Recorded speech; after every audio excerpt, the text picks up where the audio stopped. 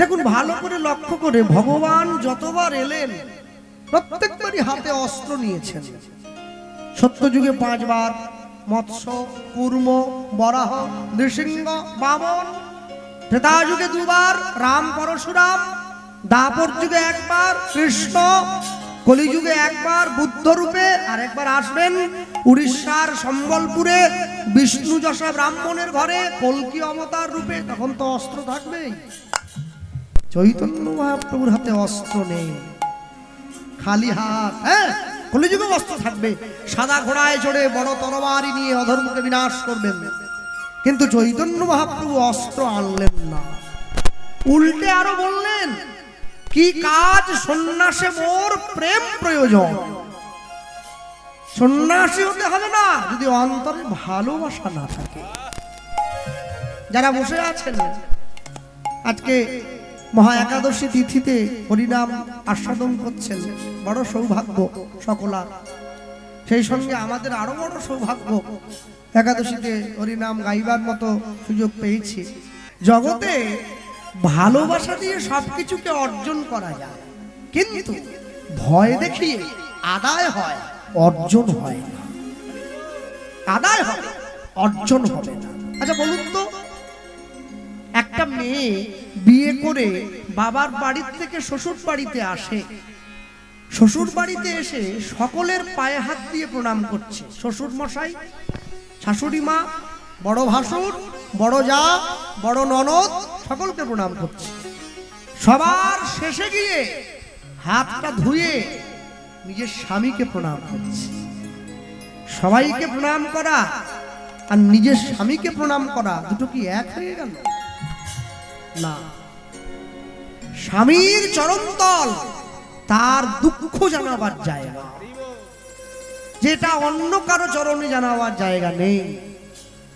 এটাই জায়গা। চৈতন্য মহাপ্রভু এসেছেন কলিযুগের জীবকে দুঃখ জানাবার জন্য, নিজের বশে রাখার জন্য নয়। দুঃখ জানাতে এলেন। চৈতন্য মহাপ্রভু না এলেও আপনারা হরিনাম পেয়ে যেতেন, কেউ বাকি থাকতেন না, সকলে পেতেন। কেননা হরিনাম তো যুগ ধর্ম, 4 যুগের 4 ধর্ম জীবেরও কারণ। কলিযুগের ধর্ম হচ্ছে হরিনাম সংকীর্তন, ও তো পেতেন। কেননা মহাপ্রভু আসার বহু আগে তো লেখা হয়ে গেছে, কৃতে যদ্ধায়ত বিষ্ণু ত্রেতায়াং যজতে মখৈ দ্বাপরে পরিচর্যায়াং কলৌ তদ হরি সংকীর্তনা। কৃতে যদ্ধায়ত বিষ্ণু, সত্য যুগে ভগবানকে পেতে গেলে যুদ্ধ করে পেতে হতো। ত্রেতায়াং যজতে মখৈ, ত্রেতা যুগে ভগবানকে পেতে গেলে যাগ যজ্ঞ করে পেতে হতো। এরপরে বলছেন দ্বাপরে পরিচর্যায়াং, দ্বাপর যুগে ভগবানকে পেতে গেলে সেবা করে পেতে হতো। কিন্তু কলিযুগে যদি শুধু বলতেন হরি সংকীর্তনাথ, আমি তবু একটু মনে শান্তি পেতাম। কি বললেন? কলৌ তদ হরি সংকীর্তনাথ। এই তদ ত দ লেখার পরে নিচে একটা হসন্ত যোগ করা হয়েছে। কেন? তদ মানে নেওয়া মাত্র, সঙ্গে সঙ্গে, সময় দিতে হবে না। হরিনাম নেবেন, কৃষ্ণ পাবেন। তাহলে এখন বলুন, কেউ যদি আমাকে জিজ্ঞাসা করে, দাদা তাহলে আমাদের বাড়ির পাশের বাড়ি যে আজকে 10 বছর ধরে ভক্ত হয়ে গেছে, প্রসাদ পাচ্ছে, নিরামিষ খাচ্ছে, একাদশী করছে, হরিনাম গাচ্ছে, ওরা কি কৃষ্ণ পেয়েছে? আরে কেউ যদি পায় আপনাকে বলবে? কেউ যদি পায় আপনাকে বলবে? যার বাড়িতে 20 ভরি সোনা আছে সে বলে বেড়ায় যে আমার বাড়িতে চুরি করার রাস্তা রাখবে নাকি? হ্যাঁ, সামান্য সোনার কথাটা লোক বলে না, গোবিন্দ পাওয়ার কথাটা বলবে। আপনারা ভাবছেন কি করে? কোনোদিন বলবে না। যে কৃষ্ণ পায় সে কাউকে বলে না, যে পায় না সে বলে বেড়ায়। যার পরীক্ষা ভালো হয় সে কাউকে খাতা দেখায় না। মাধ্যমিক পরীক্ষা চলে গেল, আমি কিছু ছেলে মেয়েকে জিজ্ঞাসা করেছিলাম, কিরে কেমন পরীক্ষা হচ্ছে? যারা স্কুলে ক্লাসে ফার্স্ট হয় ওরা দেখি মুখ শুকনো করে উত্তর দিচ্ছে, হয়েছে, মোটামুটি হয়েছে। আমি বুঝলাম ভালো নাম্বার পাবেই পাবে। আর যেটা 30 পাবে টুকলি করে নিয়ে গেছে, ও দেখি ওকে যখন যা লিখেছি না খাতা ছিঁড়ে দিয়েছে, খাতায় আগুন ধরে দিয়েছে। ও বুঝে নেন ও 30 পাচ্ছে, ও 30 পাচ্ছে, ওটা মনের দুঃখ ঢাকার জন্য বলছি। মানে যা যা টুকলি করে নিয়ে গিয়েছিল হয়তো আসেনি, ওই জন্য বলছি। যে গোবিন্দ পায় সে কোনোদিন জানিয়ে বেড়ায় না, যে পায় না সে জানিয়ে বেড়ায়। যার অন্তরে ভক্তি আছে সে কোনোদিন জানিয়ে বেড়ায় না, যার নেই সে জানিয়ে বেড়ায়। কে যাবি ভাই ভবসিন্ধু পার, সংসার আসতে ধন্য কলি যুগ ধন্য চৈতন্য অবতার। চৈতন্য মহাপ্রভু আমাদের কাছ থেকে কিচ্ছু নেননি। নেতাজি সুভাষচন্দ্র বসু বলেছিলেন, give me blood I shall give you freedom. তোমরা আমাকে রক্ত দাও, আমি তোমাদের স্বাধীনতা দেবো। অন্তত রক্ত দাও তবে স্বাধীনতা দেব, না হলে কি করে দেব? চৈতন্য মহাপ্রভু তো তাও বলেননি। কি বলেছিলেন? তোমরা একবার কৃষ্ণ বলো। যে নিজে কৃষ্ণ সে কোনোদিন বলেননি তোমরা গৌর বলো, তিনি বললেন তোমরা কৃষ্ণ বলো। এটাই তো তার নামের সব থেকে বড় পাওনা, এটাই তার নামের সব থেকে বড় দিক, আর এটাই কলিযুগের হতভাগ্য জীবের সব থেকে বড় জায়গা। হ্যাঁ, এটাই আমাদের সব থেকে বড় পাওনা। ভক্তমণ্ডলী, ভক্তিমতী মায়েরা, হরিনাম সংকীর্তন আশ্রয় যে করবে সে তার চরণে পৌঁছবেই পৌঁছবে, এতে কোনো সন্দেহ নেই। দুদিন আগে দুদিন পরে আমি সকলের উদ্দেশ্যে একটা কথাই বলবো, যারা ভক্তি পথে গিয়েছেন তাদেরকে নতুন করে বলার কিছু নেই। যারা ভক্তি পথে যান নাই প্রত্যেকে নাম আশ্রয় করবেন। নামের কোনো সময় হয় না। মা খেতে বসে করবে, ঘুমোতে গিয়ে করবে, বাথরুমে গিয়ে করবে, স্নান করতে গিয়ে করবে, ছেলে মেয়েকে স্কুলে নিয়ে যাওয়ার সময় করবে, স্কুল থেকে বাড়ি আনার সময় করবে, রান্না করতে করতে করবে, সব সময় নাম করবে। তুমি এমন ভাবে নাম আশ্রয় করবে, তুমি নামকে ছেড়ে দিলেও নাম যেন তোমাকে ছেড়ে কোনোদিনও না যায়। একটা সুন্দর বেল ফুল যদি আঁচলের মধ্যে বেঁধে রাখেন, একটু পরে বেল ফুলটা আঁচল থেকে বের করে ফেলে দিলেও ফুলের গন্ধটা কিন্তু আঁচলে রয়েই যায়। প্রভাব, ফুলের প্রভাব। বুড়ো বয়সে কে কোন অবস্থায় থাকবে তো জানি না, হয়তো নাম বলতেই পারলাম না, মুখ বন্ধ হয়ে গেল, কিংবা যদিও বা বলতে পারি বুড়ো পর্যন্ত যেতেই পারলাম না, তার আগেই দোকানে গিয়ে নিচু হয়ে আলু কিনছে, আলু দোকানদার আলু ওজন করে ব্যাগে দিচ্ছে, ও ব্যাগ ধরেই রয়ে গেছে, আর তো বলা হলো না। এমন ভাবে নাম আশ্রয় করবে ওই বেল ফুলের মতো, নামের প্রভাবেই যেন আপনি ভবসিন্ধুর ঘাটটা পার হয়ে প্রভাবটা থাকতে হবে নামের, সব সময় ছায়া থাকবে, সব সময় ছায়া থাকবে। আপনি যখন আমরা রাস্তায় উচুট খাই, চলতে গিয়ে উচুট খাওয়া মাত্র বাবা গো মা গো বেরিয়ে পড়ে, বেরিয়ে পড়ে, এমন ভাবে নাম আশ্রয় করুন না উচুট খাওয়া মাত্রই যেন বেরিয়ে পড়ে হরে কৃষ্ণ তাই রাধে রাধে, উচুট খাওয়া মাত্রই বেরিয়ে পড়বে। বুঝবেন অভ্যাস হয়ে গেছে, জীব একেবারে সরছে। আরে একটা ময়লা হওয়া বাসন যদি কেউ রোজ মাঝে নিত্য পরিষ্কার করে, একটা সময়ের পরে এত পরিষ্কার হয়ে যায় যে বাসনে মুখ দেখা যায়। মনের বাসনটাকে, মনের ময়লাটাকে এমন ভাবে পরিষ্কার করবেন আপনি না চাইলেও গোবিন্দের প্রতিচ্ছবি আপনা হতে ভেসে উঠে যাবে। হ্যাঁ, চেতো দর্পণ মার্জনম ভব মহাদেবাগ্নি নির্ব্যাপনম শ্রেयो কৈরবৌ চন্দ্রিক বিতরণম বিদ্যাবধূজীবনম আনন্দবুদ্ধিবর্ধনম প্রতিপদম পূর্ণামৃত স্মাগনম परमात्मा स्वापनम परम विजयते श्री कृष्ण संकीर्तनयं श्री कृष्ण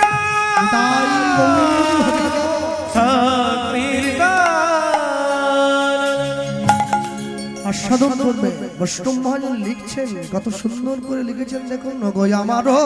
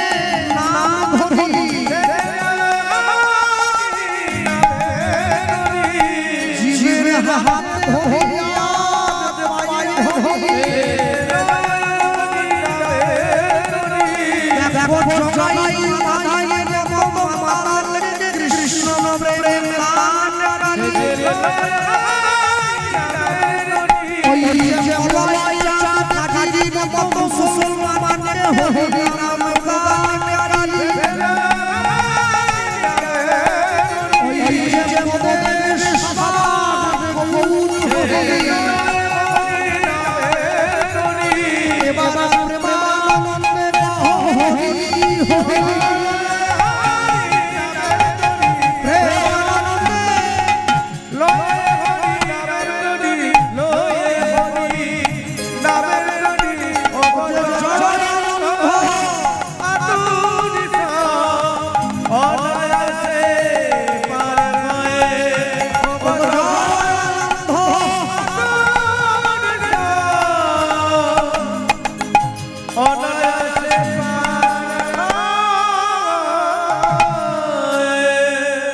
যায় অনেক অনেক মানুষ আছে অনেক রকমের নাম গায়, যে যে গুরুদেবের আশ্রিত হয়েছে। কেউ বলছে ভজ হরিদাই গৌর রাধের শ্যাম জপ হরে কৃষ্ণ হরে রাম, এটাও হরিরাম। কেউ গাইছে ভজ শ্রীকৃষ্ণ চৈতন্য প্রভু নিত্যানন্দ হরে কৃষ্ণ হরে রাম শ্রী রাধে গোবিন্দ, এটাও হরিনাম।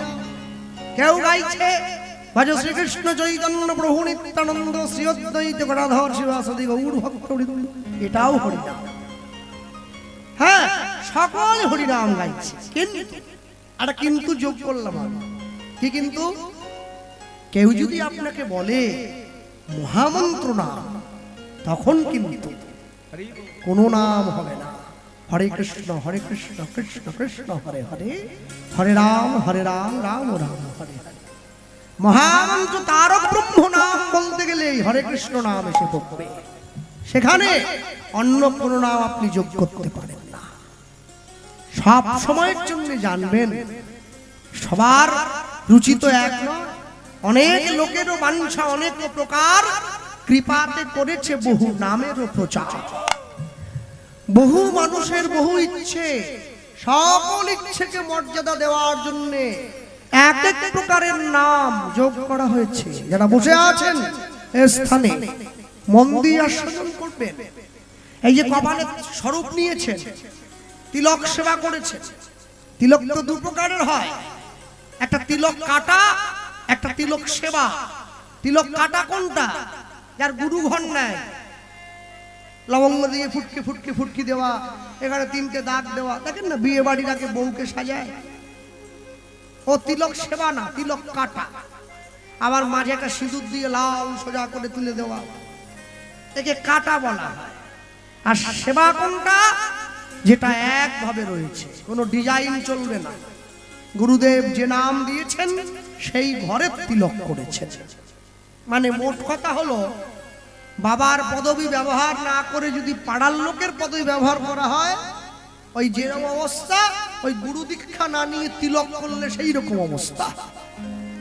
হ্যাঁ, ও তো জানে না, গুরুদেব তো বলে নাই, শিখবে কি করে? এই জন্য সকলের জন্য বললাম, আপনারা যে যাই করুন গুরু দীক্ষা নেবেন। না না, এখানে একটা কথা আছে, আমি বলে চলে গেলাম, গুরু দীক্ষা নিয়ে নিলেন। আবার গুরুদেবের কাছে দীক্ষা, আমার গুরু বাড়ি নবদ্বীপ, নদীর প্রাচীন মায়াপুর।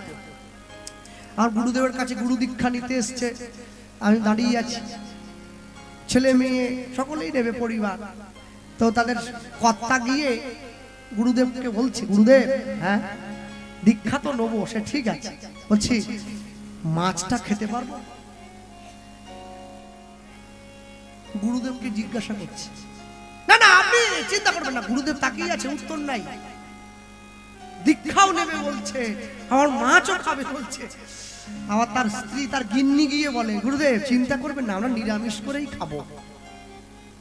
গুরুদেব জিজ্ঞাসা করছে, মাছ আবার নিরামিষ কি করে হলো মা? বলছে, না পেঁয়াজ রসুন দিবনি, শুধু আদা জিরে দিয়ে খাবো। বলে, ও তাহলে নিরামিষ মাছ? বলে, আমাদের পাড়ায় মা কালীকে দেয়, মা শীতলাকে দেয়, আমরা খেতে, মায়েরা যদি খেতে পারে আমরা পারিনি। গুরুদেব বলে, এত কম বয়স থেকে দীক্ষা নেওয়ার দরকার কি? একটু বুড়ো বয়সে নিয়ে, না না না, আপনি জানেননি, নিতে হবে নিতে হবে। গ্রামে হরিনাম হলে হরিনামের দল না আমাদের হাতে জল খেতে চাইনি, বলে এরা দীক্ষা নেয়। আমি বলি, একটা নতুন তালা কিনে তালাটাকে বাড়িতে 5 বছর ফেলে রেখে দিলে, ব্যবহার না করলে ওর চাবি যেমন কাজ করা বন্ধ করে দেয়, গুরু দীক্ষা নিয়ে গুরু মন্ত্র জপ না করলে ওর মন্ত্রও কাজ করা বন্ধ করে দেবে। একটু জপতে থাকতে হবে, প্রতিদিন জপতে থাকতে হবে। প্রদীপে তেল না দিলে প্রদীপ যেমন নিভে যায়, গুরুদেব প্রত্যেকের জিহ্বার অগ্রে যে নামের প্রদীপটা জ্বালিয়ে দিয়েছেন, সেটাতে তেল না দিলে, জপ না করলে প্রদীপটাও নিভে যাবে। হরি বল হরি বল। জপ করবেন, যারা গুরু দীক্ষা নিয়েছেন গুরু মন্ত্র জপ করবেন, আর যারা দীক্ষা নেন নাই তারা প্রত্যেকে হরিনাম আশ্রয় করবেন। দশে পাঁচে মিলি নিজ দুয়ারে বসিয়া কীর্তন করিবে সবে হাতে তালি দিয়া। এই কথাটাই তো এক পা দু পা করে হেঁটে হেঁটে গিয়ে দুর্যোধন তার মাকে জিজ্ঞাসা করেছিল, তুমি তো আমার মা গান্ধারী, তুমি আমায় একটা কথা বলো তো মা, কৃষ্ণ যেদিকে থাকবে সেই পক্ষ কি যুদ্ধে জিতবে? গান্ধারী বলছে, জিতবে টান দিচ্ছিস কেন, একবারে লিখে রাখ, জিতে গেছে। কিন্তু মা তুমি তো জানো না আমি বুদ্ধি করে কৃষ্ণকে একটা প্রতিজ্ঞা করিয়ে নিয়েছি। বলে কি প্রতিজ্ঞা করালি? গান্ধারী চিন্তা করছে দুর্যোধনের আবার সুবুদ্ধি। হ্যাঁ, দুর্যোধন মানেই তো দুর্বুদ্ধিতে ভরা। আমার ছেলে মা জানে না ছেলে কতটা বুদ্ধি ধরে। ছেলে মাকে প্রণাম করছে অঙ্ক পরীক্ষার দিন, মা আজ থেকে আমার উচ্চ মাধ্যমিক শুরু হয়েছে, একটু আশীর্বাদ করো যেন অঙ্কে 100 পাই। মা জানে ছেলে ফেল করবে, কেন মা তো জানে আমার ছেলের দৌড় কতটা। তবু যদি হড়কে হড়কে যায় আর কি, একটু আশীর্বাদ করলো, যা পাস করবি, যা 100 পাবি বলেনি। গান্ধারী জানে আমার ছেলের দৌড় কতটা। বলে বল তুই আবার কি বুদ্ধি? বলে জানো মা, আমি বুদ্ধি করে কৃষ্ণকে প্রতিজ্ঞা করিয়ে নিয়েছি কুরুক্ষেত্রের যুদ্ধে শ্রী গোবিন্দ অস্ত্র ধারণ করছেন না। বলে এতদিন জানতাম তুই মূর্খ, কিন্তু এত বড় মহামূর্খ বলে জানতাম না। কেন মা, তাহলে আমার বুদ্ধি কি কাজে লাগলো না? হ্যাঁ, যাত্রা শুভ হোক, জয় নৃসিংহদেব। হ্যাঁ, এতদিন জানতাম তুই শুধু মূর্খ নে আমার ছেলে, কিন্তু তুই যে এত বড় মূর্খ সেটা আমি জানতাম না। এই তুই গোবিন্দকে প্রতিজ্ঞা করিয়ে নিয়েছিস কুরুক্ষেত্রের মাঠে অস্ত্র ধরবে না। বলছে না, শোন, ভগবানের অস্ত্র ধরবার প্রয়োজন নেই, ভগবানের অস্ত্র তোর সঙ্গেই আছে। হ্যাঁ, সঙ্গে আছে মানে ওই যে যুধিষ্ঠির, ভীম, অর্জুন, নকুল, সহদেব, এরাই তো অস্ত্র, এরাই অস্ত্র। এরা কৃষ্ণ ডান দিকে যেতে বললে এরা ডান দিকে যায়, বাঁ দিকে যেতে বললে বাঁ দিকে যায়। আপনাকে একটা বন্দুক দিয়ে দিচ্ছি, আপনি গুলি চালিয়ে বলুন তো ওই ভদ্রলোক যে দাঁড়িয়ে আছে ওর গায়ে লাগবে না, থেমে যাও, পারবেন? পারবেন? কিন্তু অর্জুনকে কৃষ্ণ এমন তালিম দিয়েছে না, অর্জুন ওকে তীর মারার দরকার নেই, অর্জুন থেমে যাবে। তাহলে যে অস্ত্র কথা শোনে সেই অস্ত্র কাছে আছে, আর তুমি বলছিস অস্ত্র ধরবে না। পাগল ছেলে। মনে রাখবে, কে ধরবে আর কে ধরবে না এটা পর্যন্ত তিনি ঠিক করেন। কে যাবে কে যাবে না এটাও তিনি ঠিক করেন। কে হরিনাম শুনবে কে গল্প করবে এটাও তিনি ঠিক করেছেন। আর কে হরিনাম শুনতে শুনতে ঘুমিয়ে ঝুঁকে পড়ে যাবে এটাও তিনি ঠিক করে রেখেছেন। তবে এটা তিনি ঠিক করেননি কোনটা?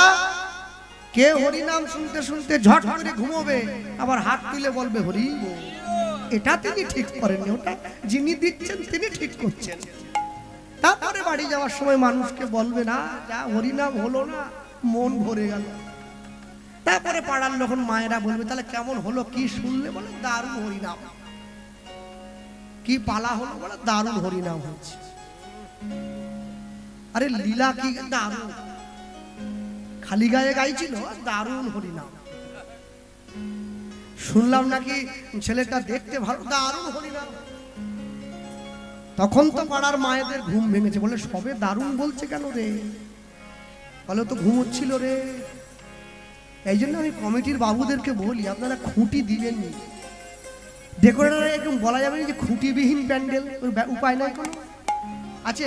আগামী থেকে খুঁটি বাদ দিয়ে দেন, 15 কটা বাঁশ বেঁচে যায়, একটু পয়সা আপনাদের কমে যায়। খুঁটি যত নষ্টের গোড়া, দেখেছেন? ঠেজে দিয়ে বসে আছে এ খুঁটি।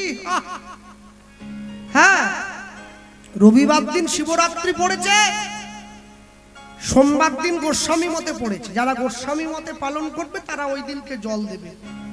এখন কথা হলো যাদের বিয়ে হয়নি তারা দেবাদিদেব মহাদেবের মতো স্বামী পাওয়ার জন্য শিবকে ডাকছে। যারা দেবাদিদেব মহাদেবকে বিয়ের আগে থেকে জল ঢেলে মহাদেবের মতো স্বামী পেয়ে গেছে তারাও ঢালছে। আচ্ছা, যাদের জীবনে সমস্যা হচ্ছে তারা কেন কি করবে? তারা উপাস করছে কি জন্য? যাদের ধরুন যাদের বাড়ির কথা রাত 12টায় ফিটিং হয়ে চলে আসে, তারা কি জন্য উপাস করছে? তারা মহাদেবকে গিয়ে রাগ ঢালতিছে, জল নয়। বলে তোমাকে চেয়েছিলাম কি, তুমি দিলে কি? তোমাকে কি চাইছিলাম, তুমি আমাকে কি দিলে গো? কপালে একবারে শনি রুটি দিলে তুমি, এইরকম তুমি। দেবাদিদেব মহাদেবের মাথায় জল দেয় কেন জানো মা? দেবাদিদেব মহাদেবের মাথায় জল দেয় যাতে সংসারটা দেবাদিদেব মহাদেবের মতো ভক্তের সংসার হয়, দেবাদিদেব মহাদেবের মতো নিরহংকারী সংসার হয়, দেবাদিদেব মহাদেবের মতো নিষ্কামনার সংসার হয়। আর মায়েরা আরেকটা জিনিস চাইবে কি, যেমন করে তোমার জন্য সতী প্রাণ ত্যাগ করেছিল, অপমান সইতে পারেনি, আমাদেরকে স্বামী ভক্তি এমন ভাবে দাও যেন স্বামীর অপমানটা সহ্য করতে না পারে। চাইতেও একটা জানতে হয়, না চাইতে জানলে তো হয় না, চাইতে জানতে হয়। ভক্তমণ্ডলী ভক্তিমতী মায়েরা, তাহলে মহাপ্রভু এসে দাঁড়িয়েছেন আর মানুষের দরজায় এসে কি দিলেন গো? মানুষকে হরিনাম দিয়েছেন। এসেছে ব্রজের বাঁকা, এসেছে ব্রজের বাঁকা, কালো সখা, কালো সখা, ওগো আয় তোরা দেখবি যায়, দেখবি যায় তোদের এই সোনার নদিয়া। একটু হাত তোলা যায়, একটু তালি দেওয়া যায়। এসেছে ব্রজের বাবা, এসেছে ব্রজের বাঁকা, কালো সখা, আয় তোরা দেখবি উলুধ্বনি হরি হরি বল।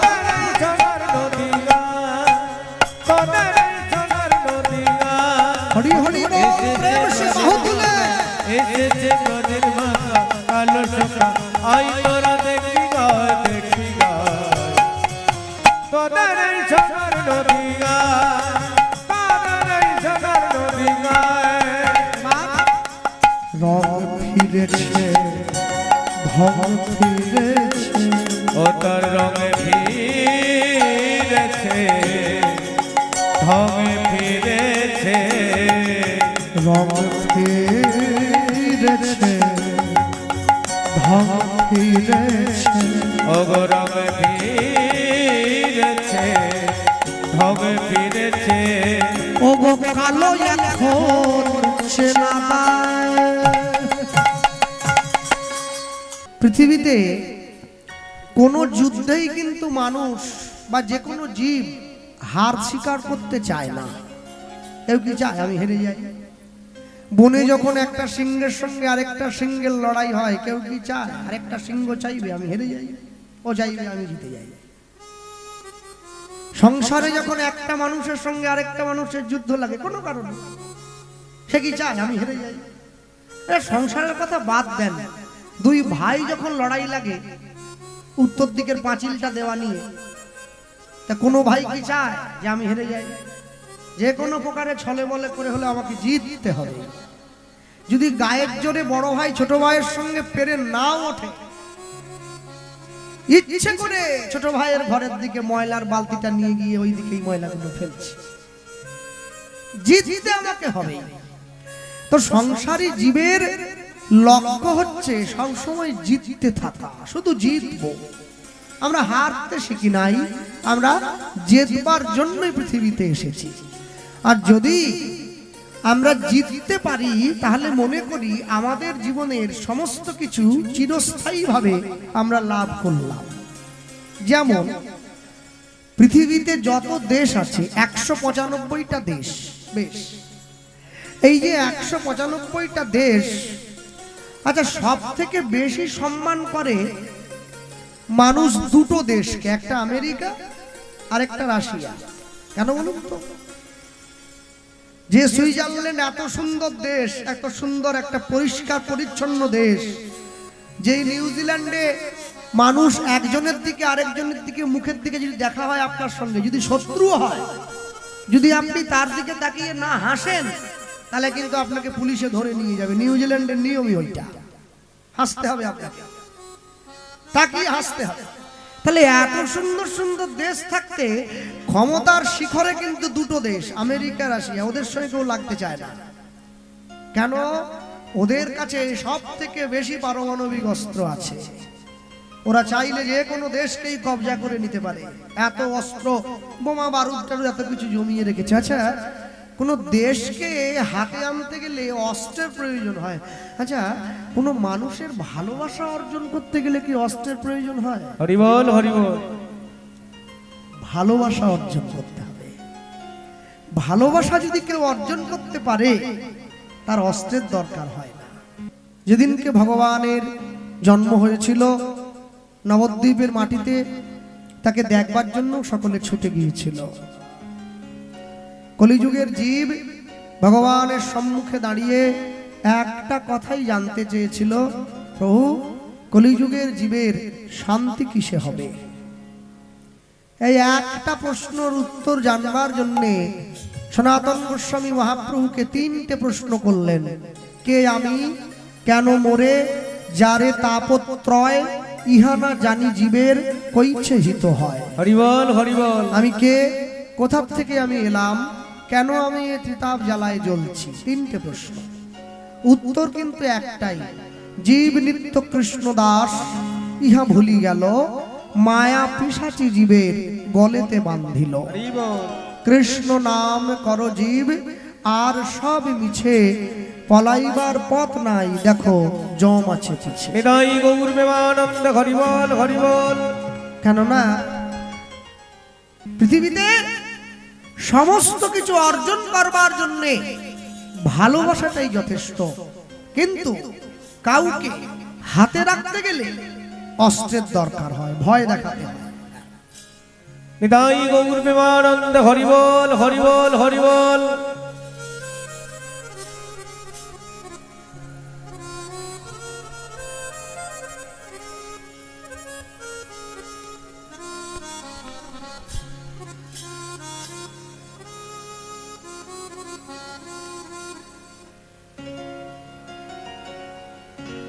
কাউকে হাতে রাখতে গেলে অস্ত্রের প্রয়োজন হয়, কিন্তু কাউকে ভালোবাসতে গেলে তো অস্ত্রের প্রয়োজন হয় না। শ্রীকৃষ্ণ চৈতন্য মহাপ্রভু তিনি তার জীবনে 2বার বিয়ে করলেন, সকলে জানেন আপনারা। প্রথম স্ত্রী লক্ষ্মীপ্রিয়া, তার পরেরটা বিষ্ণুপ্রিয়া। বেশ, কিন্তু আশ্চর্য কি, প্রথম বিয়েটা নিজের ইচ্ছায় করলেন, দ্বিতীয় বিয়েটা মায়ের ইচ্ছায় করলেন। এখন ছেলে বিয়ে করতে যায়, মায়ের পায়ে হাত দিয়ে প্রণাম করে মাকে বলে যায়, মা তুমি আশীর্বাদ করবে, তোমার জন্য দাসী আনতে যাচ্ছি। বলে চৈতন্য মহাপ্রভু গিয়ে মায়ের পায়ে হাত দিয়ে প্রণাম করলেন, মা তুমি আশীর্বাদ করো, তোমার জন্য দাসী আনতে যাচ্ছি। যখনই ছেলে মায়ের পায়ে হাত দিয়ে প্রণাম করে, মা কি করে, ছেলের মাথায় হাত দিয়ে আশীর্বাদ করে। সচিমা কি করলো, নিমায়ের মাথায় হাত দিয়ে আশীর্বাদ করলো। আর যেই সচিমা মহাপ্রভুর মাথায় হাত দিল, অমনি হাতটা ধরে নিল। কি বললো, মা আরেকটা আশীর্বাদ করো। কি, এতদিন পর্যন্ত কেঁদেছিলাম নদিয়াবাসীর জন্য, আজকে বিয়ে করে তোমার দাসী তোমার চরণে দিয়ে আমি কাঁদবো জগৎবাসীর জন্য। এখন এই কথার মধ্যে কি লুকিয়েছিল, এইটা বুঝতে পারলেন সচিমা, নিমাইকে বিয়ে করতে পাঠিয়ে দিয়েছে। বিয়ে করে এসে বিষ্ণুপ্রিয়ার হাতটা সচিমায়ের হাতে ধরিয়ে দিয়ে মহাপ্রভু বলছে, মা এই রইল তোমার দাসী, এবার আমায় বিদায় দাও, এবার আমি আসি। সেখানে নিমাই বৌমাকে নিয়ে একটু ফুলসজ্জার ঘরে গিয়ে বস, আমরা যুগল দর্শন করবো। বা এই কথা শোনো, মায়ের ইচ্ছাকে পূরণ করবার জন্য মহাপ্রভু কি করলেন, বিষ্ণুপ্রিয়ার হাত ধরে ফুলসজ্জার ঘরে গিয়ে প্রবেশ করলেন। আর এই যে ফুলসজ্জার ঘরে গিয়ে প্রবেশ করলেন, বিষ্ণুপ্রিয়াকে বসালেন ফুলসজ্জার খাটে বসিয়ে মহাপ্রভু বললেন, শোনো বিষ্ণুপ্রিয়া, মনে রাখবে মানুষ যেদিন ফুলের ওপরে ঘুমায় সেদিন তার ফুলসজ্জা হয়, ফুল যেদিন মানুষের উপরে ঘুমায় সেদিন তার অন্তিম সজ্জা হয়। আমাদের ফুলসজ্জা, তুমি কোনটা চাও? বিষ্ণুপ্রিয়া কিন্তু বড় চালাক, কি উত্তর দিল, আমিও ফুলের ওপরে শোবো না, ফুলও আমার ওপরে শোবে না, আমি চাই ফুলটা মালা হয়ে সারা জীবন তোমার গলায় থাকুক। হ্যাঁ, এই যে আস্তে কদিন পরে চৈতন্য মহাপ্রভুর জন্মতিথি আসছে, 540তম দোল উৎসব আসছে তো। হ্যাঁ, সকলকে বলে গেলাম, দোল উৎসব সনাতন হিন্দু ধর্মের বাঙালিদের একটা বড় উৎসব। দয়া করে ওদিন কেউ মদ খাবেন না। বলে দাদা আপনি যা বলুন ওই দিনটা শুনবো না। আমি আজ পর্যন্ত কোনো মুসলমানকে দেখলাম না যে মুসলিম বাড়ির ছেলে হয়ে ঈদের দিনে মসজিদের বাইরে ডিজে গান বাজিয়ে নাচছে। আজ পর্যন্ত কোনো খ্রিস্টানকে দেখিনি 25শে ডিসেম্বর যীশু খ্রিস্টের জন্মদিনে তারা গির্জার বাইরে মদ আর মাংস ফিস্টি করে খাচ্ছে। আমি হিন্দুকে দেখেছি দোল পূর্ণিমার দিন রং খেলাকে কেন্দ্র করে মারামারি করে নিজেরা পুলিশ এসে ধরে নিয়ে চলে গেছে। মানুষ জানেই না দোল পূর্ণিমার গুরুত্ব কি, বুঝলই না। হ্যাঁ, এই জন্য বিশ্বকবি আক্ষেপ করে বলেছিলেন 7 কোটি সন্তানের হেমুগ্ধ জননী রেখেছ বাঙালি করে মানুষ করো।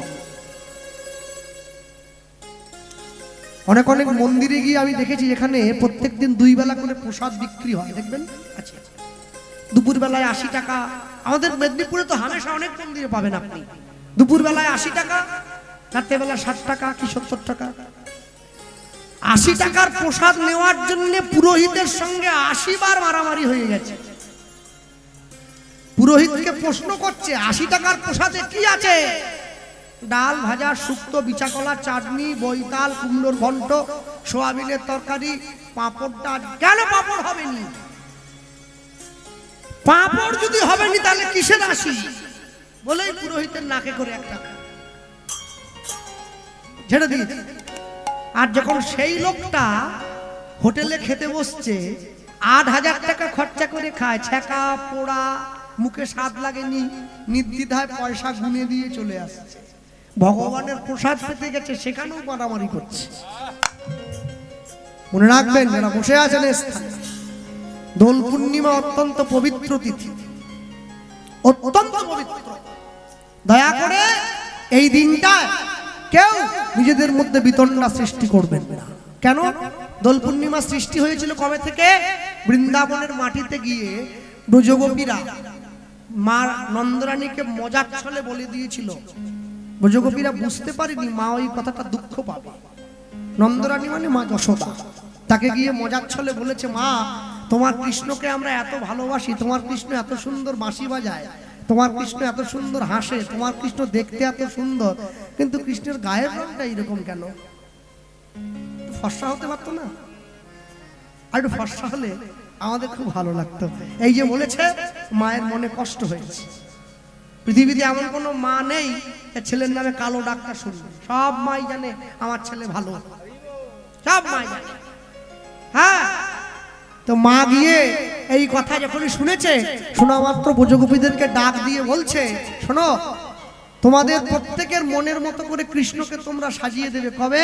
তোমরা হাতে ফাগু নিয়ে তৈরি, ফাগু মানে আবির, হাতে ফাগু নিয়ে তৈরি থাকবে। যখন আমার কৃষ্ণ গরু নিয়ে গোষ্ঠে যাবে, হ্যাঁ, তোমাদের যার যেই রং পছন্দ সেই রং কৃষ্ণের অঙ্গে দিয়ে দেবে।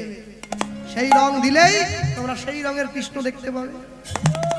তাই ব্রজগোপীদের যার যেই রং পছন্দ, যেই দিনটাই তারা গোবিন্দের অঙ্গে মাখিয়ে দিয়েছিল, ওই দিনটাই সনাতন হিন্দু ধর্মে দোল উৎসব বলে প্রতিপালিত হয় আজও পর্যন্ত। 2 ভাই মিলে হাঁটতে হাঁটতে লীলা চলে যায়, সঙ্গে কত অগণিত ভক্ত। তারা বলতে বলতে যায়, দেখো গৌরে এলো রে, এই সোনার নদী যায়, সোনার নদী যায়, উলুধ্বনি এখনো দাওনি।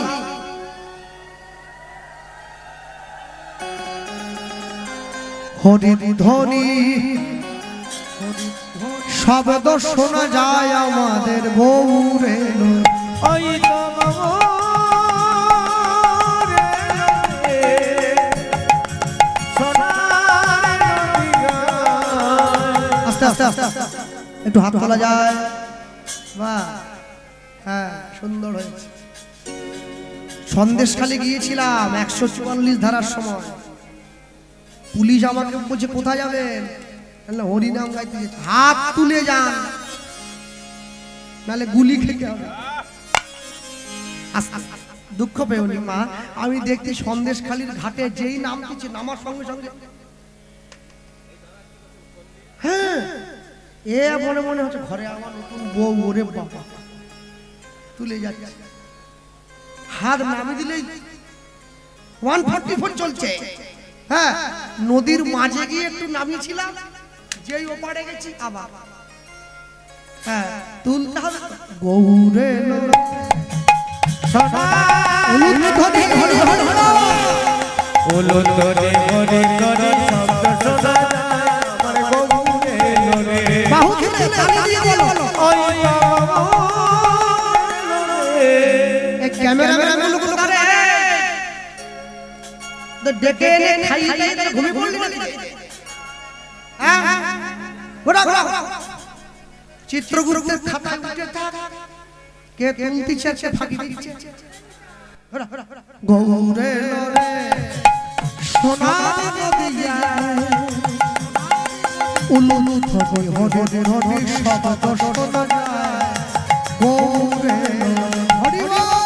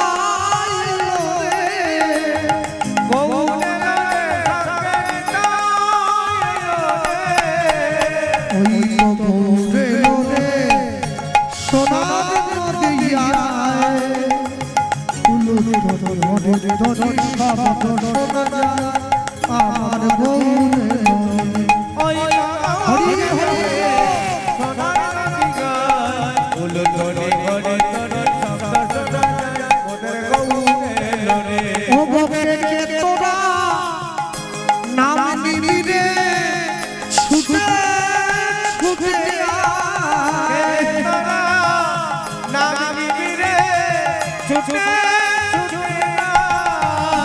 ওই তোরা নাম নিবি রে ছুটে ছুটে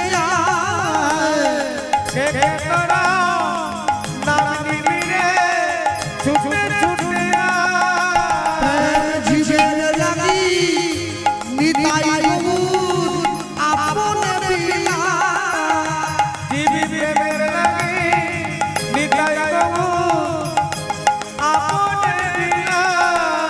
ওই গৌরে লোরে সোনা নদিয়া উলুধ্বনি হরি হরি শব্দ শোনা যায় আমাদের গৌরে হরি হরি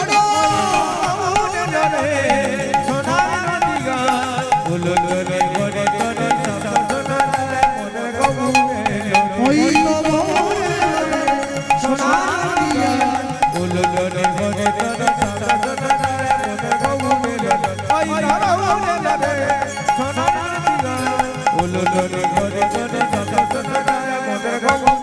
ওই গৌরে লোরে সোনা নদিয়া হরি হরি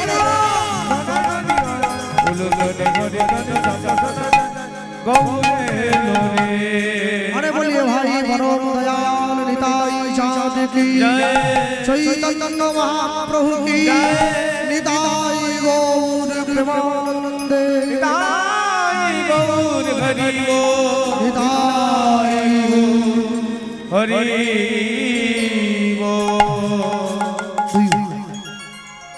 হঠাৎ করে দুই ভাই যখন রাস্তা দিয়ে চলে যাচ্ছে কে যেন পিছন থেকে চিৎকার করে ডাক দিয়ে বলে উঠলো দয়াল নিতাই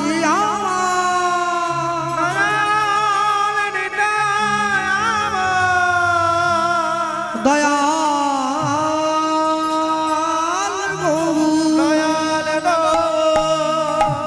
দাঁড়িয়ে দুই ভাই ঘন জঙ্গলের মধ্যে দিয়ে চলতে গিয়ে দাঁড়িয়ে পড়েছে হঠাৎ করে পিছন থেকে কে যেন ডাক দিল নিতাই গৌর দুই ভাই চারদিকে তাকিয়ে দেখছে কেউ তো কোথাও নেই তাহলে কে ডাকছে দুই ভাই অনেকটা দূরে তাকিয়ে দেখছে গাছের তলায় এক বয়স্ক মা বসে আছে দুই ভাইকে হাত বাড়িয়ে ডাকছে নিতাই গৌর আমি ডাকছি আমি আমার কাছে আয় দুই ভাই ছুটতে ছুটতে গিয়ে মায়ের সম্মুখে দাঁড়িয়েছে কি মা তুমি হ্যাঁ আয় আমার কাছে আয়, তুমি আমাদের ডাকছিলে? হ্যাঁ আমি ডাকছিলাম, আয়। আচ্ছা আচ্ছা, দুই ভাইকে ডেকে কাছে বসিয়ে সেই বুড়িমা জিজ্ঞাসা করছে যে হ্যাঁ রে তোরা কারা রে? মা, আমার নাম নিতাই, আরে আমার ছোট ভাই এর নাম গৌর। মা প্রশ্ন করছে তোরা কি একই মায়ের পেটের দু ভাই? বলছে না। কেন? বলছে একই মায়ের পেটের দুটো ভাই হলে তো প্রত্যেকদিন সকাল হলেই কোদাল নিয়ে মারামারি করতে লেগে পড়তো সম্পত্তির জন্য।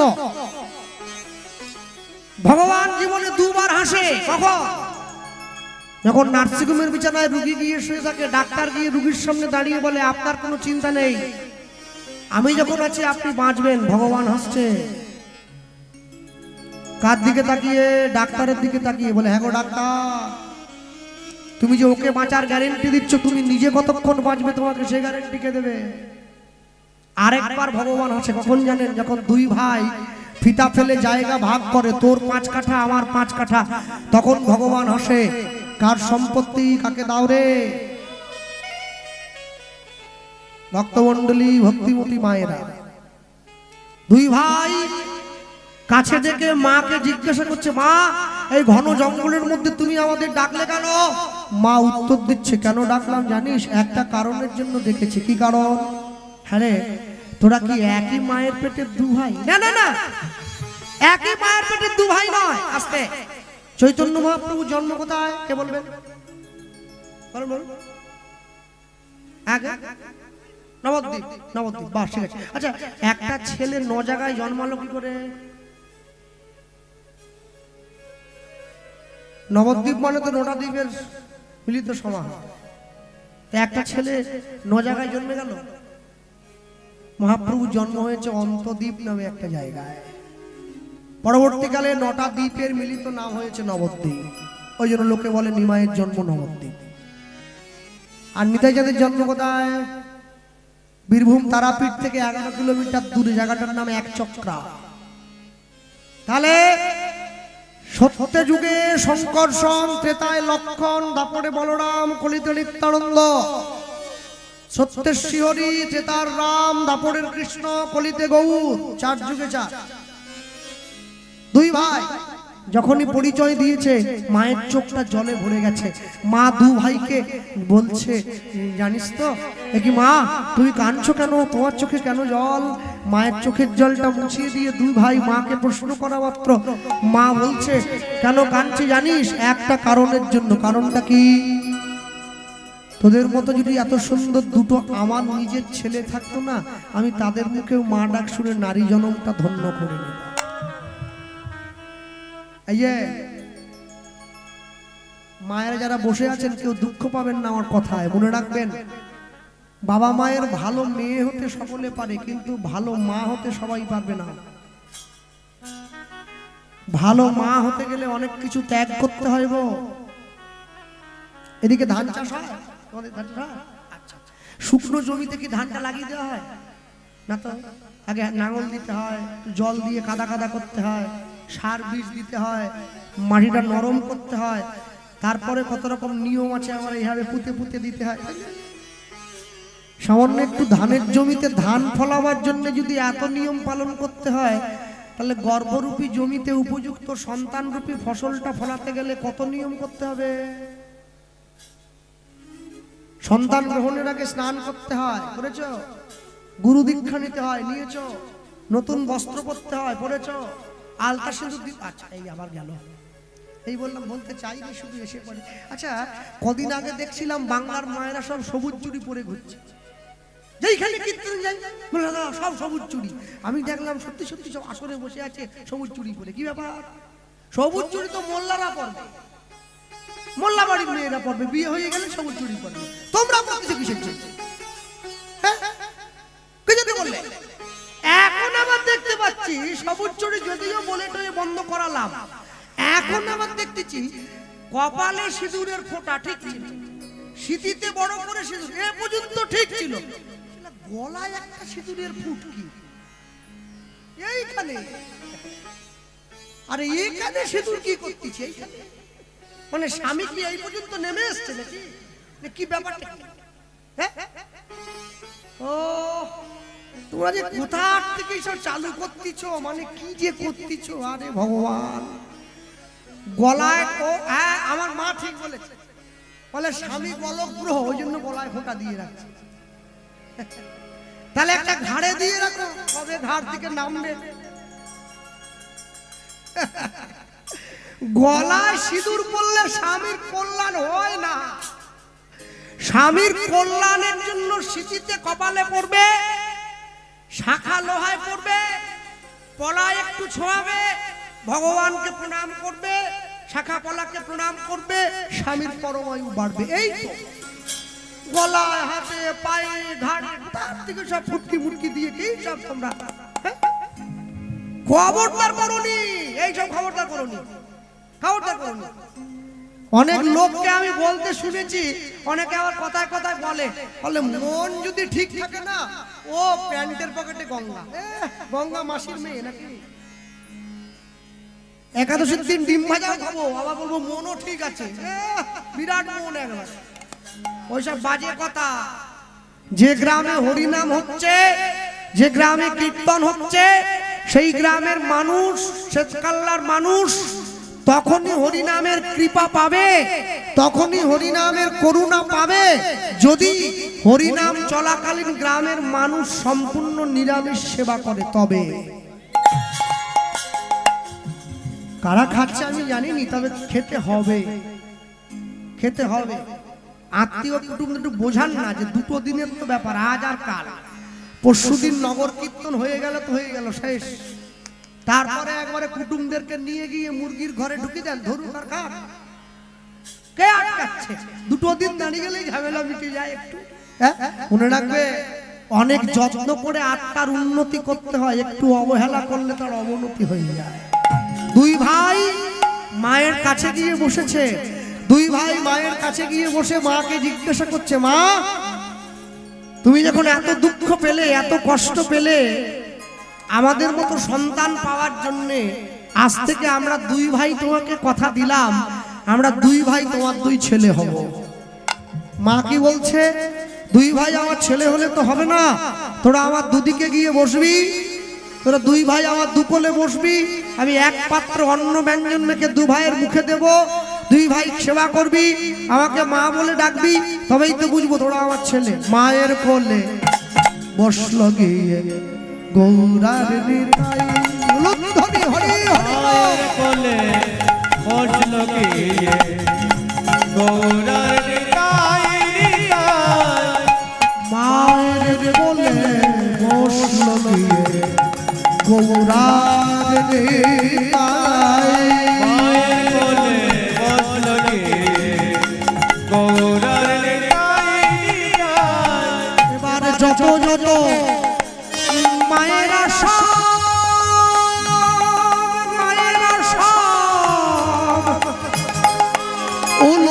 ধরি দেয়, ধরি হরি হরি,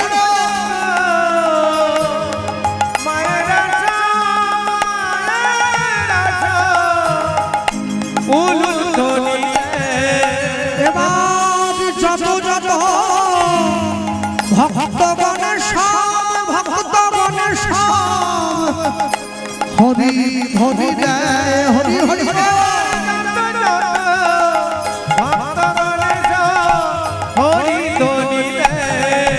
মায়ের কোলে বসল গিয়ে গৌরার নিতাই, মায়ের কোলে হরি গৌরার নিতাই, মায়ের কোলে বসল গিয়ে গৌরার নিতাই। দুই ভাই মায়ের কোলে নিয়ে উঠিয়া বসিল, দূরেতে তাকাইয়া নিতাই চমকে উঠিল, মা মা বলিয়া নিতাই ডাকে উচ্চই স্বরে, ছুটিয়া গিয়া মা দু ভাইয়ের বুকে জড়ায় ধরে, মা জড়ায়ে ধরে, দুই ভাই মায়ের কোলে বসে, আরে আমাকে বলো না, আমি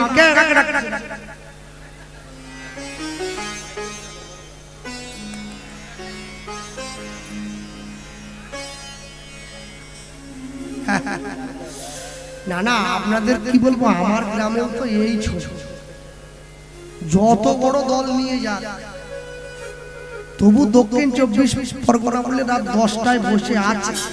মেদিনীপুর হলে অমিতাভ বচ্চন হরি নাম গাইলেও লোক শুনবেন সব, বলছি অত বড় লোক, মানে যা ওর থেকে বড় কীর্তনিয়া যদি হয় আর কোথা পাবো, তাও তবে কি জানেন, আমি এই জন্য শুরুতে বলি মানসিকতার পরিবর্তন ঘটানোটা বড় জরুরি, খুব জরুরি হয়ে যায়। আপনি যদি 25 দিন বাড়িতে সন্ধ্যেবেলায় ঘরে বসে হাতে তালি দিয়ে হরিনাম করেন, 26 দিনের দিন দেখবেন মন পরিবর্তন হচ্ছে। আপনি যদি 25 দিন তাসের আড্ডায় গিয়ে তাস খেলেন, 26 দিনের দিন বাড়ি থাকতে পারবেন না, তাস আপনাকে টেনে নিয়ে চলে যাবে।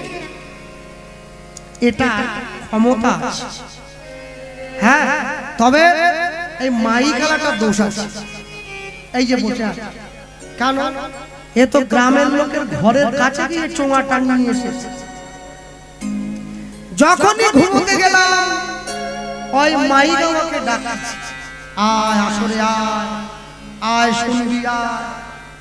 যে আসরে গিয়ে বসলাম আমার মাথা আমাকে ডাকতিছে, আয় শুনবি আয়, আয় শুনবি আয়। আমি পড়ে গেছি জ্বালায়, কোথা যাই বলো দেখিনি। ওই জন্য আমি ঠিক করেছি আমি আসরেও যাবো, হরিনামও শুনবো, বসে ঘুমোবো। সাপও মরলো, লাঠিও ভাঙলো। কিছুদিন আগে হুগলিতে একটা কীর্তনে গিয়েছিলাম, এই যে মা তার ছোট বাচ্চাটা কোলে নিয়ে আছে, ওইখানে এক মা কোলে নিয়ে বাচ্চা বসেছিল, হঠাৎ থেকে উঠে পালিয়ে যাচ্ছে বাচ্চা কোলে নিয়ে। আমি বললাম মা পালিয়ে যাচ্ছেন কেন? বলে যেতাম নি, ছেলেটার জন্য পালিয়ে যাচ্ছে। ও ঘুমিয়ে পড়েছে তো দাদা, এইটা নিয়ে বসে থাকা যায়। আমি বললাম তাহলে বিয়ে বাড়িতে কি যাওয়া ছেড়ে দিলেন? বলে হ্যাঁ, এত কষ্ট করে কাপ প্লেট নিয়ে খেতে গেছে কি পালিয়ে আসার জন্য নাকি? আমি বললাম তাহলে আপনার ছেলে কি বিয়ে বাড়িতে গিয়ে জেগে থাকে? বলে না না, আরো আগে ঘুমিয়ে পড়ে। কেন সেজে টেজে থাকি তো, গায়ে ভারী জামা টামা। তখন কি ছেলে ঘুমিয়ে পড়লে? বলেন না, তখন ওর বাপের কোলে ওকে তুলে দিয়ে আমি ঘুরে বেড়াই। তাহলে হরিনাম থেকে পালিয়ে যাচ্ছেন কেন? বলে হরিনামে তো ওকে এনেছি পালিয়ে যাবো বলে। ও কথার মধ্যে সত্যিটা বলে দিয়েছে, ছেলেকে নিয়ে এসছে আগে চলে যাবে বলে। আচ্ছা, কে কখন চলে যাবো এ তো বলা যায় না, যে কোনো মুহূর্তে চলে যেতে হতে পারে, ডাক আসবে চলে যেতে হবে। আমার গুরুদেব প্রায় আমাকে ডাকতেন, মঠে আয়, আশ্রমে আয়। আমি শুধু বলি আজ গান আছে, আজ শরীর ভালো না, আজকে মাথা ধরছে, কালকে পা ঘুরোচ্ছে। 3 দিন 4 দিন শোনার পরে আমাকে একদিন ফোন করে বলছে আশ্রমে আসবি না? আমি বললাম আজকে যাব না, কালকে যাব। উনি আমাকে বলছেন আমি ডাকছি না বলে দিচ্ছিস, জমে ডাকলে না বলতে পারবি তো? জমকে বলবি যে আজ শরীর ভালো না, আজ গান আছে। কি মজার ব্যাপার জানেন, সেখানে খাতা বন্ধ, সেকেন্ডের মধ্যে এখানে পাতা বন্ধ। আমি চোখের পাতার কথা বলছি, চিত্রগুপ্ত লিখছে তো সবসময়। পৃথিবীতে একমাত্র কর্মচারী যে কোনো ঘুষ খায় না, সব সময় লিখছে, সব সময়। খাতা বন্ধ হলো, হ্যাঁ গোপাল কৃষ্ণ পালের তো 3 দিন আগে মরে যাওয়ার কথা, পার্টি কোথা? বলে শ্বেতকাল্লায় রাত্রি 8টা থেকে গাইতে উঠছে। বলে ওইখানেই দে, ওইখানেই দে। ব্যাস লাল কালি দিয়ে সই করে একবারে জেট টেনে দিল। টেনে দেওয়া মাত্র গোপাল কৃষ্ণ পাল ধপ করে পড়ে গেল। কমিটি ছুটে আসবে, ডাক্তার ছুটে আসবে, যদি কেউ কান্নাকাটি করার থাকে সে ছুটে আসবে। ওগো তুমি কোথা গেলে গো? তুমি আমার মনের, তুমি আমার প্রাণের, তুমি আমার জীবনের। ও সেন্টার থেকে লক হয়ে গেছে, আর যত বলুন ও খুলবে। তবে আমার বাড়ির লোকগুলো ভালো, ওরা বলেছে মরে গেলে আমরা কাপড় চোপড় গুলো দিয়ে দেবে, বলে এগুলো পরে গান গাইতে তুমি কোনো মায়া পড়ে গেছে এগুলো না। তবে পালঙ্কটা দিবনি, পালঙ্কটা সেগুন কাঠের, ওটা দিবনি। পালঙ্কের উপরে যে ক্যাথাগুলো পাতা আছে ওগুলো দিয়ে দেবো। আর এই যে হাতে যে আংটি ফাংটি পরে আছে সোনায় কোনো দোষ হয়নি, ঠাকুর মশাইকে দিয়ে গঙ্গা জল ছিটিয়ে খুলে নেব। হ্যাঁ, আর ছেলে মেয়ে তো নেই আমার ঘরে, যদি থাকে ওরা হয়তো বলবে, ওদের মা শিখিয়ে দেবে আর কি, যে বাবা এত কষ্ট করে হরিনাম গিয়ে তুমি আমাদের জন্য পয়সা রেখে গেলে, তোমাকে মরার পরে শ্মশানে উঠে জল খেতে হবে নি, তুমি শুয়ে শুয়ে যাতে জল খেতে পারো, আমরা সে ব্যবস্থা করবো। একটা মাটির কলসি একটা দিয়ে দা দিয়ে একটা ফুটো করবো, জল গড়িয়ে পড়বে, তুমি শুয়ে শুয়েই খাবে। আর টিভি ফ্রিজ আলমারি গুলো বলে ওগুলো থাকবে, শ্মশানে ওগুলো নিয়ে কি করবে? তাও মানুষের সংসারের জন্য আচড় কামড় করতেছে। আহা কি সংসার! মরুভূমিতে জল কবু মিলে না যেমন, সংসারে সুখের আশা জানিবে তেমন। মরুভূমিতে গেলে যেমন জল পাওয়া যায় না, সংসারে গেলে কোনোদিন সুখ পাওয়া যায় না। কিন্তু তবুও এই সংসারটাকে ভালোবেসে আমরা আচড় কামড় করে পড়ে থাকি। আমি এখনো বলবো তোমরা হরিনাম করবে, মানসিকতাকে আর নিম্নগামী করো না। আজ পর্যন্ত লক্ষ্য করবে কোন টলিওয়ালা, কোন ভ্যানওয়ালা, কোন মাঠে জন্মজুর খেটে খাওয়া ছেলে তার বুড়ো বাপ মাকে বৃদ্ধাশ্রমে পাঠায়নি। পাঠিয়েছে কারা? যে ছেলেটা মাসে 1 লাখ টাকা বেতন পায় সেই ছেলেটা। তাহলে বুঝতে হবে আমরা শিক্ষিত বটে, তবে সুশিক্ষিত নয়, আমরা কুশিক্ষিত। আগেকার দিনের মায়েরা পড়াশুনো জানতো না, আগেকার দিনের বাবারা পড়াশুনো জানতো না, ডিভোর্স এত হতো না। এখন পড়াশুনো বেশি শিখছে, ডিভোর্সও বেশি হচ্ছে। মানুষ বলে আমি উন্নতি করছি, উন্নতি একে বলে না গো, উন্নতি একে বলে না, একে অবনতি বলা হয়। মনে রাখবে, আমাদের মেদিনীপুরের দিকে শশা চাষ হয়, সবজির চাষ হয়, সবজিতে বীজ দিতে হয়। আমরা শুধু সবজিটা খাই না, আমরা বীজটাও খাই। বিষটা খেতে খেতে আমাদের মন একবারে বিষে ভরে গেছে, যাওয়ার জায়গা কোথাও নেই। আর শহরের লোক তো শুধু বিষ খায় না, ওরা আবার কুকুর টুকুরও পোষে পোষে দেখতে পাচ্ছি। কুকুর পুষতে পুষতে মানুষের মানবিকতা কুকুরের মতো জায়গায় চলে যাচ্ছে। আর কত নিচে নামবে। দুই ভাই মায়ের কাছে বসেছে, তাই সব সময়ের জন্য সকলে মনে রাখবেন, জীবনে যা কিছু করুন না কেন হাসি মাখা বদনে,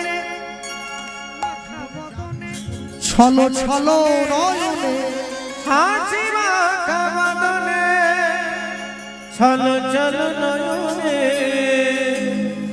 আনন্দ গানে মন রহিয়নি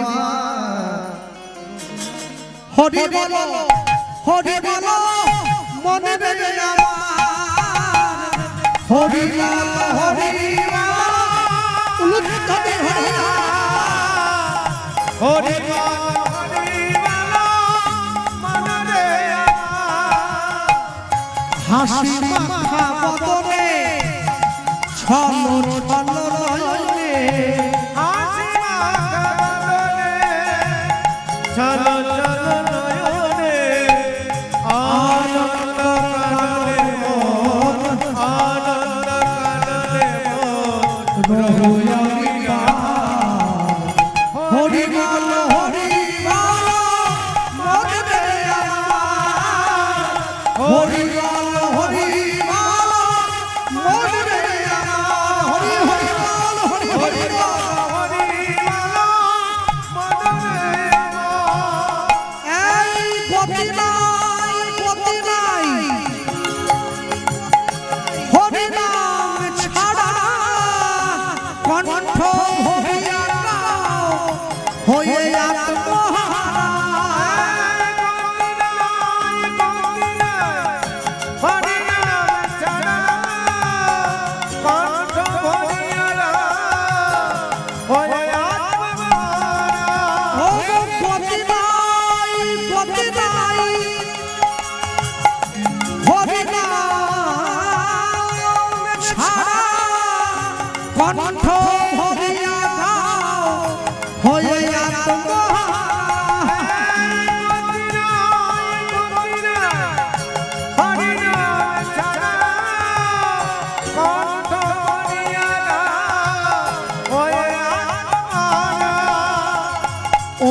দেখো শ্মশানে কি রাত্রি দিনে ওই দেখো শ্মশানে কি রাত্রি দিনে।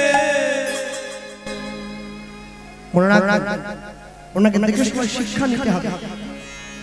শিক্ষা জমি একবার দেওয়া হয়েছে, জমি দুবার দেওয়া হয়েছে, জমি তিনবার দেওয়া হয়েছে। যিনি চাষ করতে জমিটা দিয়েছেন তার কথা রক্ষা করা হয়নি।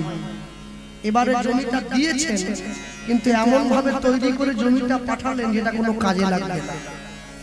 ওই দেখো শ্মশানে কি রাত্রি দিনে উলুধ্বনি কি রাত্রি দিনে। ওই দেখো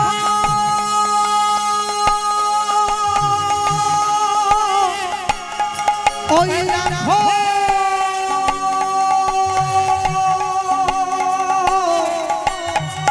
ওই দেখো ওই দেখো শ্মশানে কি রাত্রি দিনে। তুমি ওই দেখো শ্মশানে কি রাত্রি দিনে ওই দেখো শ্মশানে কি রাত্রি দিনে। পুড়িতেছে মানুষে উড়িতেছে মানুষে, পুড়িতেছে মানুষে উড়িতেছে মানুষে। যত অহংকার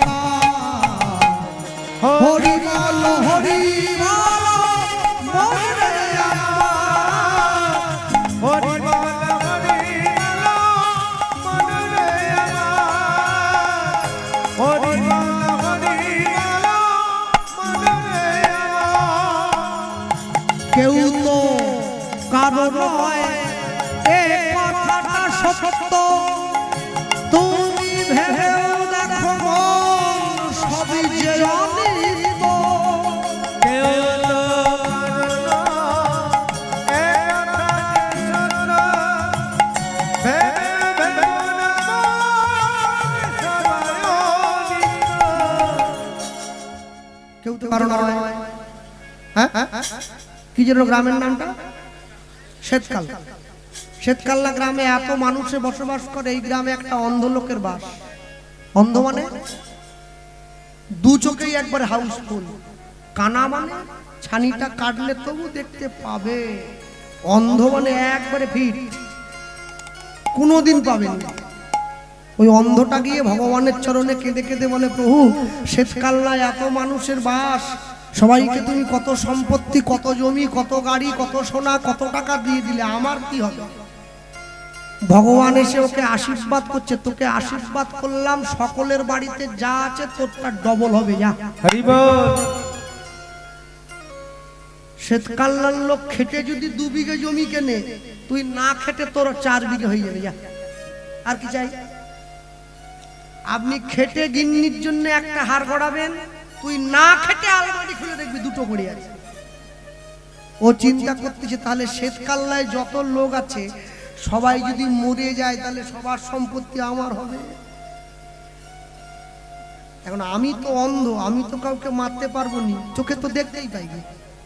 আমি কাউকে মারতে গেলে সে তো ঘুরে আমাকে মেরে দেবে। ও ডেকে ভগবানকে ডেকে বলছে, প্রভু আরেকবার ডাকলাম, বলে বল। বলে আমার ঘরের কোণে একটা কোদাল আছে, দেখো তো। বলে কি করব কোদাল নিয়ে? বলে কোদাল নিয়ে শ্বেতকাল্লা গ্রামের প্রত্যেকটা লোকের বাড়ির সামনে একটা করে 6 ফুট বাই 6 ফুটের গর্ত খুঁড়ে দাও। বলে বাড়ির সামনে গর্ত কেন খুঁড়বো? হ্যাঁ, বলে ঘর থেকে বেরোলেই যেন গ্রামের লোক গর্তে পড়ে মরে। ভগবান বলে, তুই সবাইকে মারতে চাইছিস কেন? বলে সবাইকে মারতে চাইছি কেন জানো? সবার যা আছে আমার তার 4 গুণ হয়ে পড়বে। ভগবান বলে, তোকে কিন্তু আশীর্বাদটা আগেই দেওয়া আছে, সকলের যা হবে তোর তার ডবল। হ্যাঁ, সকলের ঘরের সামনে যদি একটা গর্ত হয়, তোর ঘরের সামনে 2টো হয়ে পড়বে।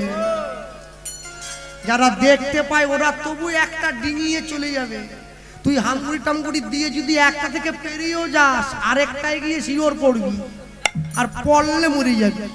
কেউ তো কারো নয় এ কথাটা সত্য তুমি ভেবে দেখো গো, সবই যে অনিত। কেউ তো করে না এ কথা সত্য, ভেবে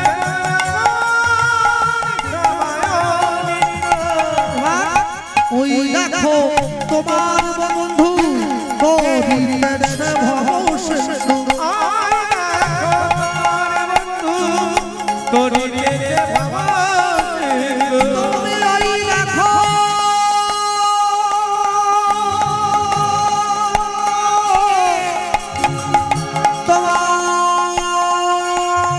তোমার বন্ধু করিতেছে ভব সিন্ধু।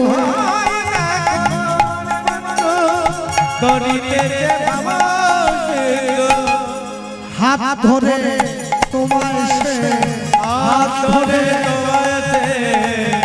করে দেবে পার। হরি বল হরি বল মনে আমার, হরি হরি বল হরি হরি বল।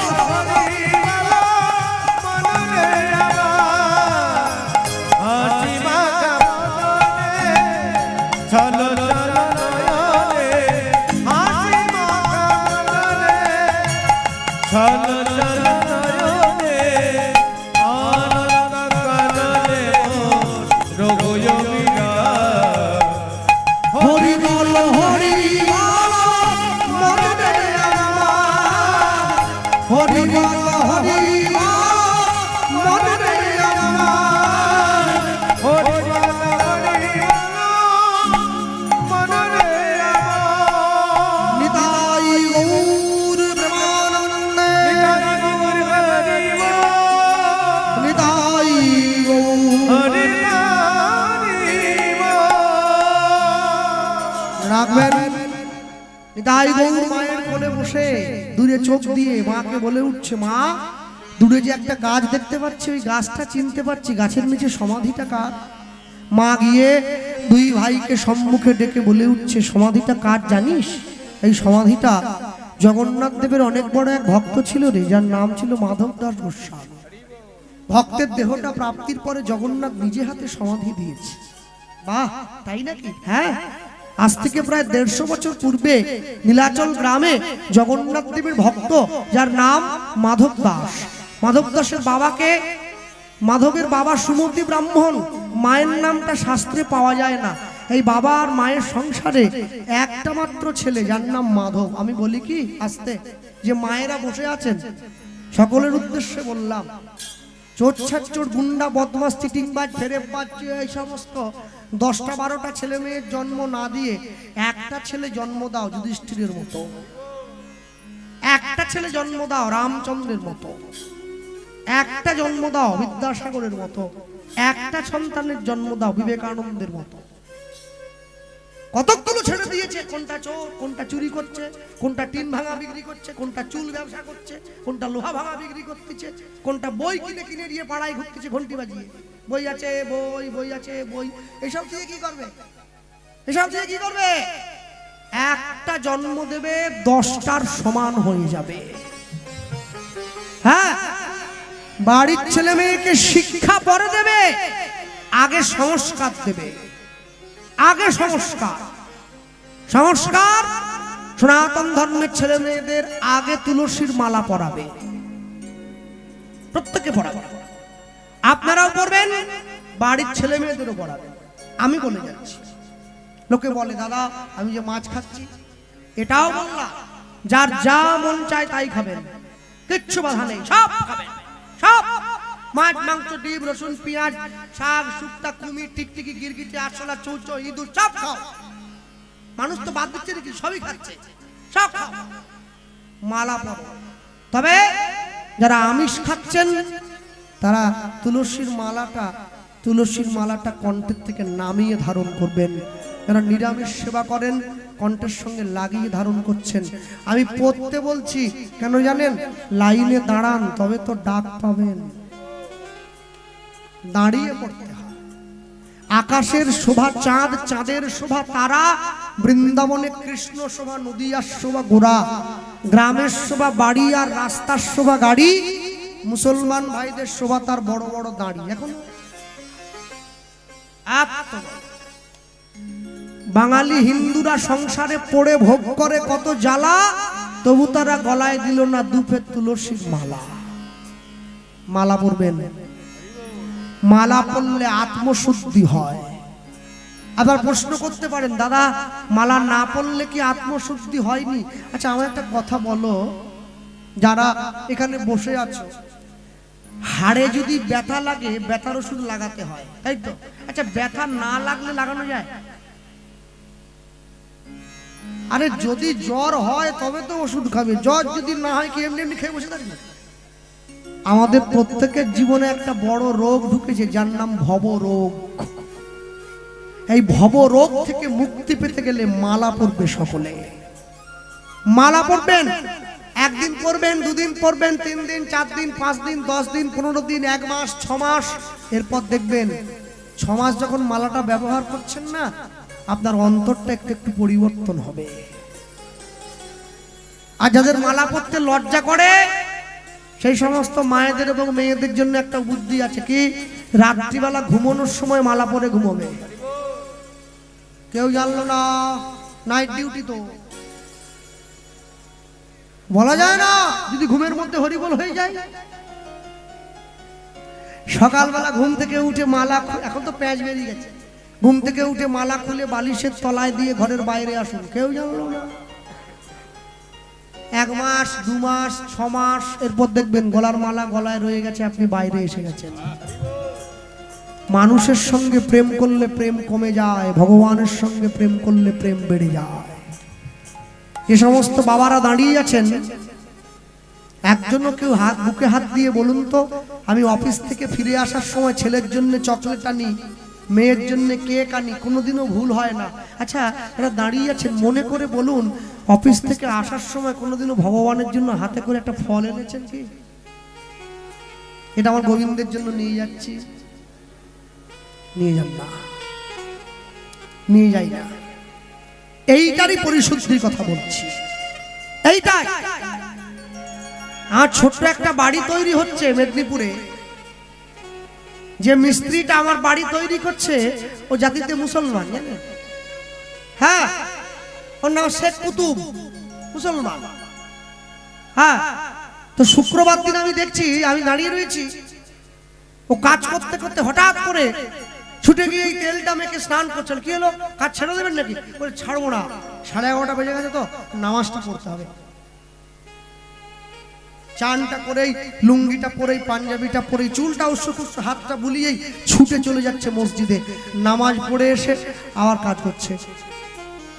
আর আপনার বাড়িতে আত্মীয় এসছে, আপনি গ্রামে হরিনাম হচ্ছে, আপনি বলছেন আমার আত্মীয়রা খাবে, কি করে হরিনাম শুনতে যাবো, আমি যেতে পারবো না। মনে রাখবেন, অনেক ভাগ্য করে, অনেক যত্ন করে সনাতন ধর্মে জন্ম হয়েছে।